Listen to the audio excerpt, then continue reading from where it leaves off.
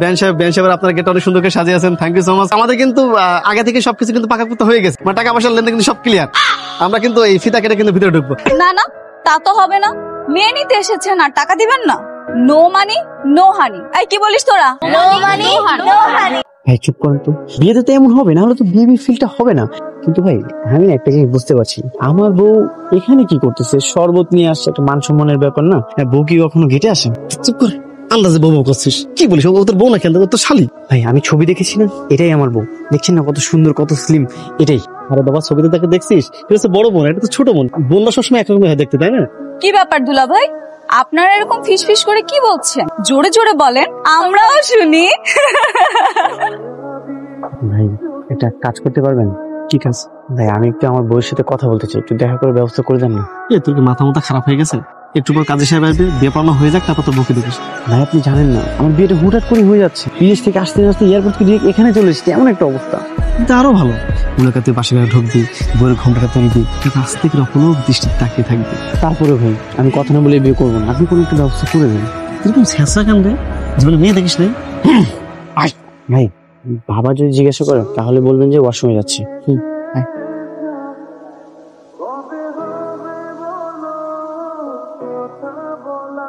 কি ব্যাপার, আপনারা প্যান্ডেল ছেড়ে উপরে কি করছেন? দুলা ভাই দেখি বেআইদের মতো সারা বাড়ি ঘুরে ঘুরে বেড়াচ্ছে, ব্যাপারটা? না মানে মানে কি দুলা ভাই? না মানে এই যে তোমার দুলা ভাইয়ের পেয়েছে একটু ওয়াশরুম দরকার। কেন বেআই, আপনারা নিচে যেখানে প্যান্ডেলে বসেছিলেন তার ঠিক ডান পাশে একটা বাথরুম ছিল, দেখতে পাননি বুঝি? সেটা তো দেখেছি, কিন্তু বিয়ে বাড়ির সবাই সেখানে যাচ্ছে। হ্যাঁ সবাই সেখানে যাচ্ছে, নতুন বর হিসেবে তার গণওয়াশরুমে যেতে পারে না, তাই না? তার জন্য দরকার একটা এক্সক্লুসিভ ওয়াশরুম। তো প্লিজ। তা ঠিক আছে, কিন্তু উপরের সবগুলো রুমই তালা মারা, শুধু আপুর রুমটাই খোলা আছে।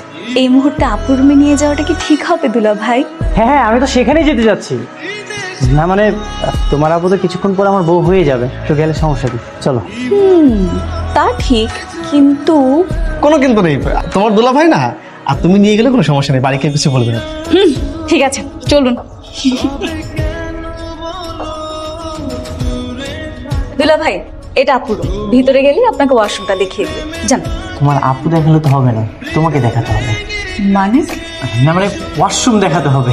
আর তোমার আপুর সাথে কে না কে আছে বুঝতে তো পারছো, আমার খুব লজ্জা করতেছে। দুলা ভাই আপনার জন্য বিয়ে বাড়িতে আমি একটু আনন্দও করতে পারবো না? আপনি তো এখন আমার দুলা ভাই হননি, এখনই এত প্যারা দিচ্ছেন। দুলা ভাই হলে জানি কি কি আছে আমার কপাল। আচ্ছা চলুন যাই। আচ্ছা থ্যাংক ইউ। এই যে এইদিকে ওয়াশরুম। সত্যি বলতে আমি আসলে ওয়াশরুমে যাওয়ার জন্য আসিনি, তোমার আপুকে দেখার জন্য এসেছি। দুলা ভাই এই জন্যই তো বলি মনটা এত উতালা পাতালা কেন? তোমার আপুকে ঘুরতে বলো না, আমি একটু দেখি। হ্যাঁ অবশ্যই, শালি বলে কথা। আপু দেখ কে এসেছে। দুলা ভাই তোমাকে না দেখে থাকতেই পারছে না, কত রকম বাহানা তার, শেষ পর্যন্ত ওয়াশরুমের কথা বলে এখানে চলে এসেছে। একটু কম কথা বলতে পারিস না? দুলা ভাই আসেন না, বসেন, আপুর সাথে কথা বলেন। না না দরকার নেই। কেন দরকার নেই? অবশ্যই দরকার আছে। আর কথা বলতে তো পারেন আপনি, লজ্জার কিছু নেই তো। কি ব্যাপার দুলা ভাই, আপুকে দেখে একেবারে স্তব্ধ হয়ে গেছেন তাই না? মুখ দিয়ে কথা বের হচ্ছে না? এত লজ্জা পাওয়ার কিছু নেই তো, এখানে আপনার বউ আর শালীরা ছাড়া কেউ নেই, আপনি নিশ্চিন্তে কথা বলতে পারেন। বসেন, আসেন। আমি একটু ওয়াশরুমে যাবো। ওয়াশরুমে যাবেন? ওয়াশরুম তো এখানে আছে, যান না যান। না বাইরে যাবো। দুলা ভাই লজ্জা পেন না।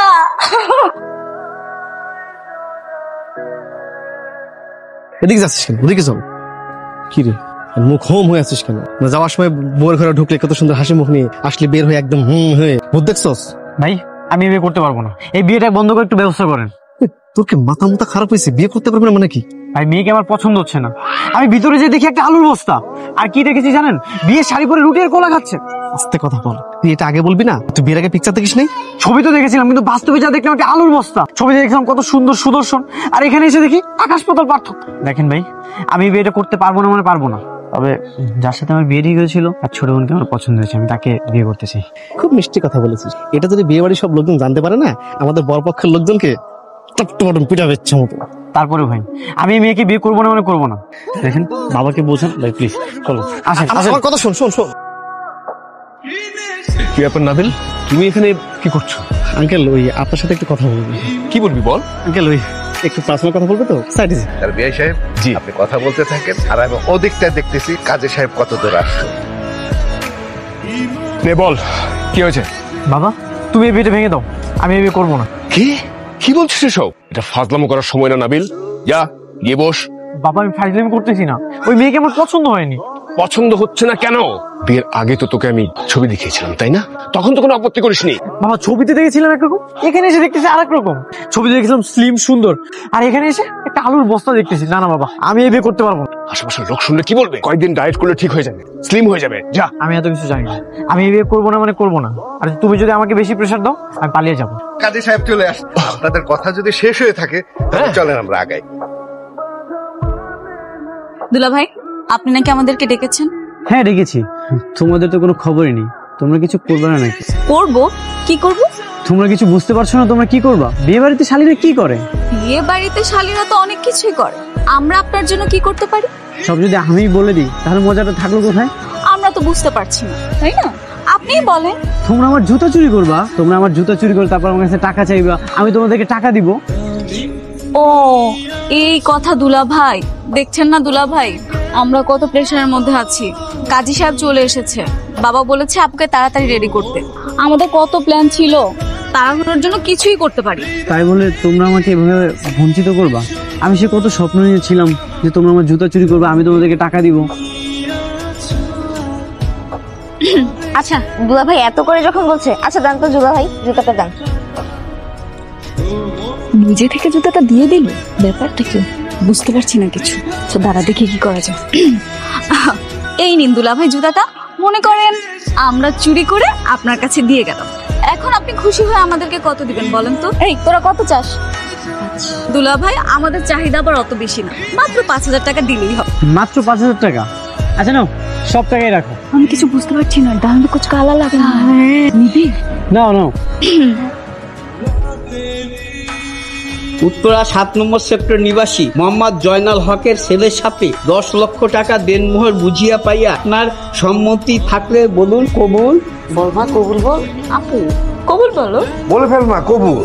চাচা চালু করে চলেন, বর তজ্ঞান হয়ে গেছে গা। কি বলিস, কি হয়েছে তা?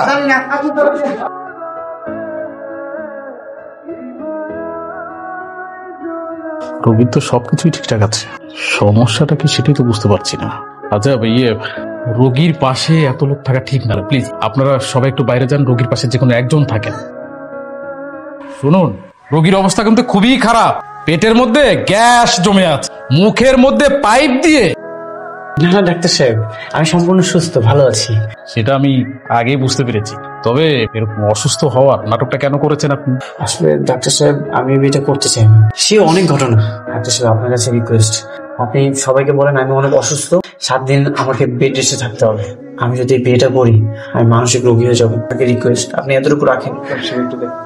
ভাগ্যটা ভালো যে আপনারা সময় মতো রোগীকে হসপিটালে নিয়ে আসছেন, আর একটু দেরি করলে এই রোগীকে বাঁচানো মুশকিল হয়ে যেত। আচ্ছা শুনুন, আমি আপাতত কিছু মেডিসিন লিখে দিই। আর একটা জিনিস কিন্তু আপনাদের মাথায় রাখতে হবে, পুরো 1 সপ্তাহ রোগীকে বেড রেস্টে রাখতে হবে, কোনো রকম পরিশ্রম করানো যাবে না।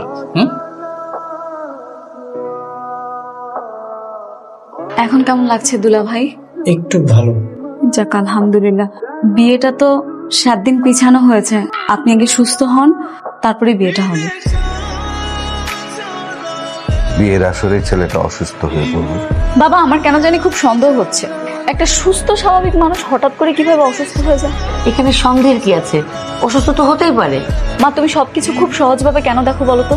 তুমি দেখলে না বিয়েটা 1 সপ্তাহ পিছিয়ে দিয়েছে, তার মানে নিশ্চয়ই এখানে সন্দেহমূলক কিছু আছে।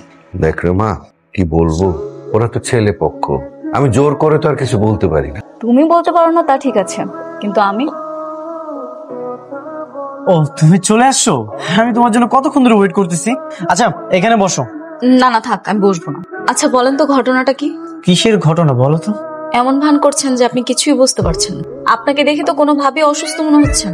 খুব সুন্দর করে নাচতে নাচতে রেস্টুরেন্টে চলে এসেছেন, তাহলে বিয়েটা কেন ক্যান্সেল করলেন? সত্যি বলবো? অবশ্যই সত্যি কথা শোনার জন্যই আমি এখানে এসেছি। আমার না তোমার আপুকে পছন্দ না, আমার তোমাকে পছন্দ। তোমাকে আমার ভালো লেগেছে। কি আপনার কি মাথা ঠিক আছে? কি বলছেন এসব পাগলের মতো কথাবার্তা? আমার সবকিছু ঠিকঠাক আছে, আমার তোমাকে পছন্দ হয়েছে, আমি তোমাকে ভালোবাসি। আর সেদিন অজ্ঞান হয়ে অভিনয়টাই বিয়েটা ভেঙে দেওয়ার জন্যই করেছিলাম। কি আপনি সেদিন অভিনয় করেছেন? ছি, আপনি এতটা খারাপ। তুমি আমাকে ভুল বুঝতেছো, তোমার প্রতি আমার দুর্বলতা তুমি বোঝার চেষ্টা করো।